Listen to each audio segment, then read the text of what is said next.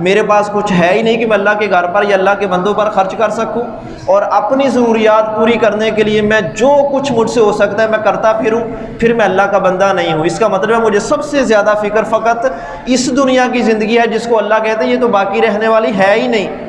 اور حضور صلی اللہ علیہ وسلم نے جس کی مثال دے کر سمجھایا، پانی میں اپنی انگلی کو ڈبویا، ڈبو کر نکالا اور فرمایا کہ اس کے ساتھ کتنا پانی آیا، ایک قطرہ۔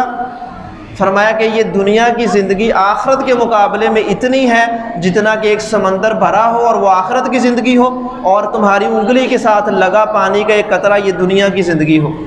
اب اندازہ کریں اس دنیا کی زندگی کا، یعنی ایک پانی کے قطرے کا سمندر کے پانی کے ساتھ کوئی مقابلہ یا نسبت ہے؟ یہی نسبت اللہ کے نبی آخرت کی بتا رہے ہیں۔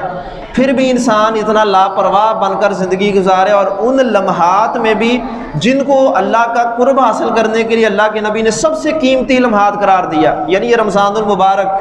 اگر یہ رمضان بھی ہمیں نہ بدل سکے، اس رمضان میں ہمارے اندر زہد نہ آ سکے، یہ رمضان ہمیں دنیا کی طرف سے لا کر دوبارہ اللہ کی طرف نہ لے جا سکے، پھر وہ کون سا وقت ہے جو وقت ہمیں اللہ کی طرف دوبارہ پیش کرے گا، اللہ کی طرف ہمیں مصروف کرے گا؟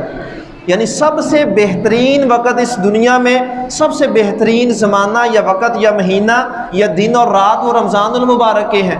جب اللہ شیاطین کو جکڑے ہوئے ہیں، جنت کے دروازے کھولے ہوئے ہیں، جہنم کے دروازے بند کیے ہوئے، صبح اور شام میں ہماری دعائیں قبول کر رہا ہے، صبح و شام ہمیں اللہ جہنم سے آزاد کر رہا ہے، اور اللہ ہاتھ پھیلا کر کہتا ہے کون ہے مجھ سے مانگے میں اس کو عطا کر دوں۔ تو اس وقت میں بھی اگر ہماری دنیا کی ہوس، لالچ اور طمع ختم نہ ہو، پھر وہ کون سا وقت ہے جب اس طمع کو ہم ختم کر سکتے ہیں؟